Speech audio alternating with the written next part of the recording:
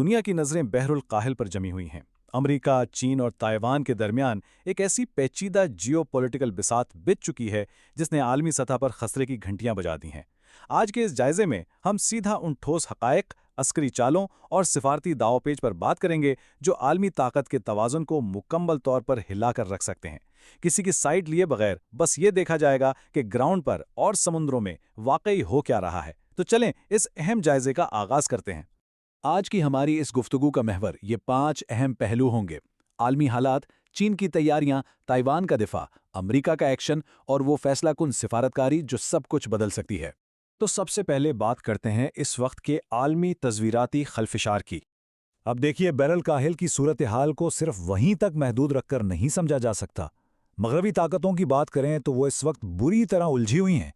ایک طرف مشرق وسطیٰ کے نا ختم ہونے والے تنازعات اور دوسری طرف روس یوکرین جنگ، ان کی توجہ اور سب سے بڑھ کر ان کے وسائل بری طرح بڑھ چکے ہیں اور اندرونی اختلافات بھی کھل کر سامنے آ رہے ہیں۔ لیکن اس کے بالکل برعکس چین خاموشی سے اور پورے فوکس کے ساتھ اپنا گیم کھیل رہا ہے۔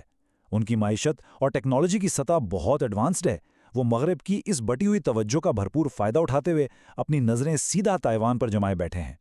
اب سوال یہ پیدا ہوتا ہے کہ چین عملی طور پر کر کیا رہا ہے؟ آئیے ان کے عسکری اقدامات پر نظر ڈالتے ہیں۔ یہ سب کچھ محض فوجی پریڈ نہیں ہے۔ حال ہی میں چین نے تائیوان اور اپنے درمیان کی وہ حساس میڈین لائن یا درمیانی لکیر عبور کر لی ہے جسے ایک حد سمجھا جاتا تھا۔ اور صرف یہی نہیں، تائیوان کے شمال، وسط، جنوب مغرب اور مشرق یعنی لگ بھگ چاروں طرف چینی طیارے گھس آئے ہیں۔ تائیوان کے ریڈارز نے ایک ہی وقت میں 22 لڑاکا طیارے، 6 بحری جہاز اور ایک پورا فلیٹ ٹریک کیا ہے۔ اور ساتھ ہی ساتھ جاپان، آسٹریلیا اور امریکہ کو کھلی وارننگ دی گئی ہے کہ وہ بیچ میں نہ آئیں۔ یہ ایک بہت بڑا اور واضح پاور شو ہے۔ روایتی طیاروں اور جہازوں کے ساتھ ساتھ ایک اور خطرناک گیم بھی چل رہی ہے۔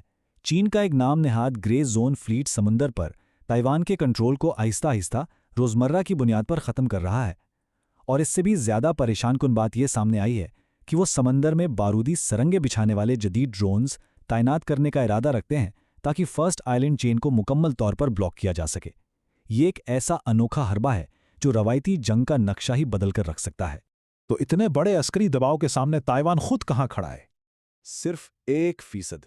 ذرا اس نمبر کی سنگینی پر غور کریں۔ رپورٹس بتاتی ہیں کہ تائیوان کی پوری عسکری طاقت چین کی قوت کے مقابلے میں 1% کے برابر بھی نہیں ہے۔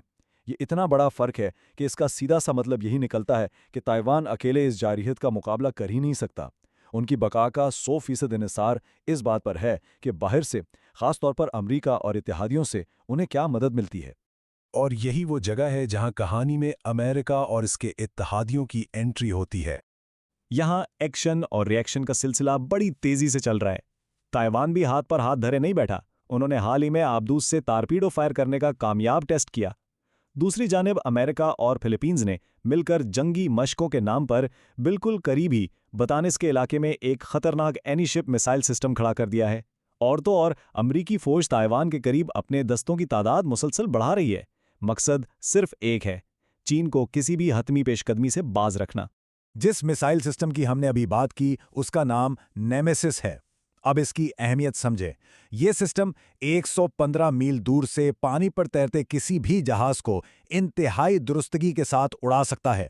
ذرا سوچئے، تائیوان کے بالکل قریب اتنے تباہ کن ہتھیار کی موجودگی چین کی بحری نقل و حرکت کے لیے کتنا بڑا درد سر بن چکی ہے۔ یہ سیدھا سیدھا ایک چیک میٹ کی کوشش ہے۔ یہ صورتحال کتنی سنگین ہے، اس کا اندازہ دی اکانومسٹ کی اس چونکا دینے والی رپورٹ سے لگایا جا سکتا ہے۔ وہ واضح لکھتے ہیں کہ امریکہ فوجی جمع کر رہا ہے، لیکن اس کے ساتھ ایک اور انتہائی اہم فیکٹر کا ذکر کیا گیا ہے: موسم۔ جی ہاں، عسکری حکمت عملی میں موسم فیصلہ کن ہوتا ہے، اور رپورٹس کے مطابق اس وقت بحر الکاہل میں موسم کسی بھی جارحیت یا فوجی کارروائی کے لیے بالکل سازگار ہے۔ جب ملٹری اسٹریٹجی میں موسم کا فیکٹر بھی فیور میں ہو تو خطرہ کاغذوں سے نکل کر بالکل سر پر کھڑا محسوس ہوتا ہے۔ جب فوجیں اور میزائل اس طرح آمنے سامنے ہوں تو آخری راستہ کیا بچتا ہے؟ انتہائی اہم اور فیصلہ کن سفارتی کاری۔ اب دنیا کی نظریں آنے والے دنوں پر ہیں۔ رائٹرز کے مطابق چین کی اعلیٰ قیادت، امریکی قیادت خاص طور پر ٹرمپ کے ساتھ ملاقاتوں میں تائیوان کے ایشو پر زبردست دباؤ ڈالنے کی تیاری کر رہی ہے۔ اس لیول کی میٹنگز کوئی عام بات چیت نہیں ہوتی۔ یہاں میز پر کھیلی گئی ایک سفارتی چال یا دیے گیا ایک بیان पूरी दुनिया की मईशत और सियासत में भूचाल ला सकता है। इधर चीन की जानिब से बयानात बहुत वाज़ेह और इंतहाई सख्त हैं।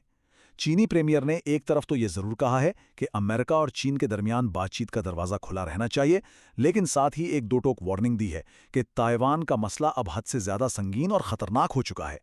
इसका सीधा सा मतलब यह है कि बीजिंग के सब्र का पैमाना लबरेज हो रहा है और वो सफारती मुहाज पर भी कोई लचक दिखाने के मूड में हरगिज़ नहीं है। तो हकायक और अस्करी चालों की इस तफसील के बाद अब सबसे बड़ा सवाल क्या बनता है? एक तरफ खतरनाक हथियार, ड्रोन्स, बहरी बेड़े और मिसाइल अपनी पोजीशंस ले चुके हैं और दूसरी तरफ सिफारती मेज़ पर दबाव उरूज पर है। क्या ये आने वाले आला सतही मुज़ाकरात बहरिल काहिल के इस ताकत के तवाज़ुन को टूटने से बचा पाएंगे, या दुनिया वाकई एक ऐसी तारीख के दहाने पर खड़ी है जहां से वापसी मुमकिन नहीं? ये एक ऐसा सवाल है जिस पर हम सबको सोचना चाहिए।